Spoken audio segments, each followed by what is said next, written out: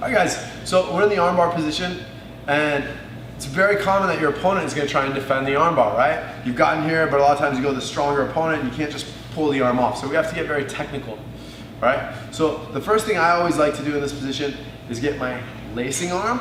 That's all, for me, that's always the arm that's on the head side, and I want to grab as close to my collar as I can, okay? Once I do that, I'm going to take my other hand and I'm going to grab the pants, okay?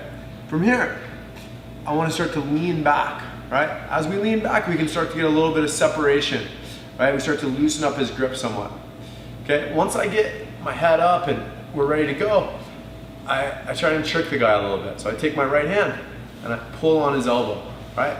I pull on his elbow again. And what that does is that makes him kind of pull away. He doesn't want us to pull in. And I just punch. We go back and I finish the arm. So again, we're in the armbar. One of the things I always like to do when I'm finishing the armbar is cross my feet and start to open up my legs. Okay, that gives me really good control both over the head and the torso. For me, it's a lot tighter if I have the leg that's closer to the head crossed under, right? If we're here, it's a little bit looser and the guy can move his head around more. Okay, so what I always try to do is get here and open up my knees.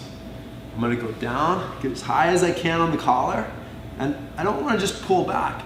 Instead, I go up, okay? I hold the pants as I go up, and then I start to lean back and start to stress his grip a little bit. Sometimes if you're strong and maybe the guy's grip isn't great, you can power all the way through and take the arm this way. However, it's really common that, you know, this is the guy's last chance, so he's gonna hold on really tight. So he's here, I go up, I start to pull back, and we can loosen up the grip a little bit, but we can't get rid of it.